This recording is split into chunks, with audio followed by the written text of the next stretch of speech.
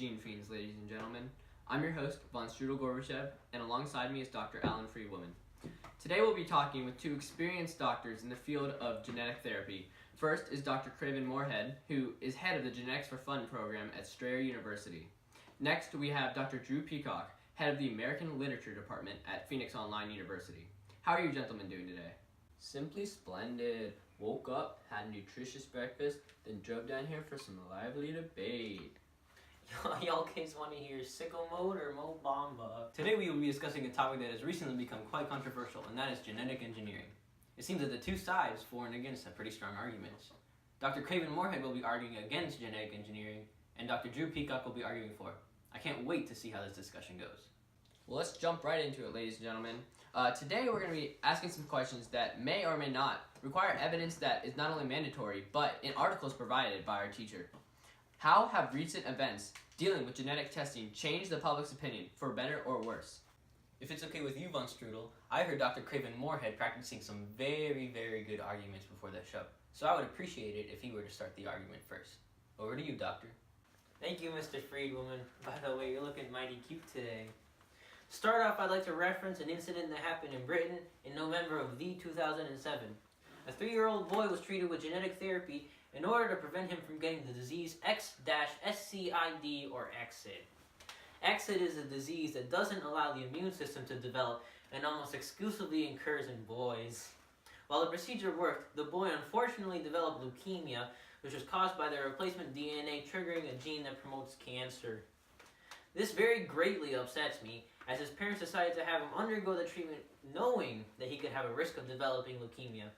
Not only are there risks involved, but the boy did not have a choice as he was too young. Young boys. Stories like this definitely make the public more wary towards the issue. Wow, what a moving response from such a handsome young fellow. Dr. Drew Peacock, your response? Well, Mr. Freedwoman, I would like to begin by referencing a study done by the Columbia University Medical Center in collaboration with scientists from the University of Iowa, in which CRISPR technology was used to repair a genetic mutation responsible for retinitis pigmentosa, an inherited condition that causes the retina to degrade and leads to blindness. This study was an animal trial, but its results do hint towards future studies in humans. While I'll acknowledge the risks and consequences that the use of genetic testing may have, it's important to keep in mind that those same risks subside in any medical experimentation, but without it, medical technology would not be where it is today. Along with this, many other successful studies has put more of a positive light in the public view. Thank you, Doctor, for that wonderful insight on the pros of genetic therapy. Very compelling.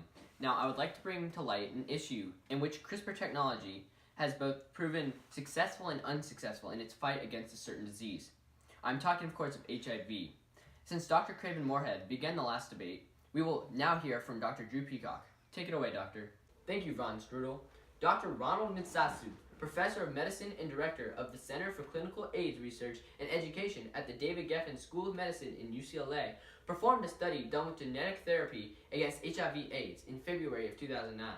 While producing modest results, the first of its kind test found that the cell-delivered gene transfer had the potential to be a once-only treatment that reduces the viral load, preserves immune systems, and avoids lifelong antiviral therapy.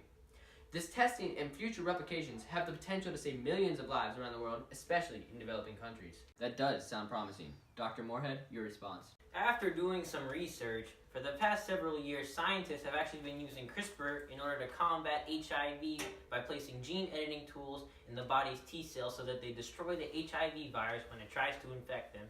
However, recent studies have shown that the HIV virus is actually able to rapidly mutate so that the sequence that would normally be cut by the gene editing tools in the T cells is changed. This is disheartening, as it shows that we may not be able to fully prevent HIV. Not only does this procedure most likely cost a lot of money, there is always a possibility of it not working.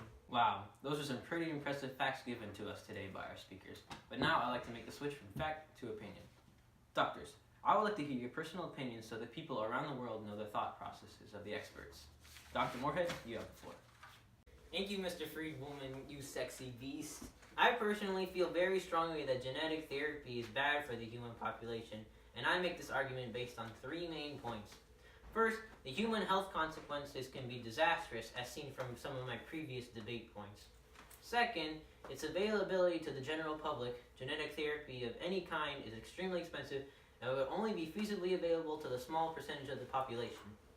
Third, the moral concerns. The use of genetic therapy to genetically modify a baby is just unnatural and inhumane. Thank you, Doctor, for those strong arguments. Dr. Peacock, you now have the floor. I believe that in order to advance in the world of science, as well as the normal world, we need to take the risks present in the current methods of genetic engineering. Not only will we be able to provide solutions for those who need help in the future, but we can inspire the youth to make a difference in the world. With genetic engineering, we can create many cures for diseases once thought to be incurable, such as cancer. Although there are several different ethical concerns present, people need to understand the true meaning behind genetic engineering and how we are striving to make the world a healthier place. Well, that's all the time we have for today, so please give a big thank you to the doctors for their debate. We will see you all next time on Gene Fiends!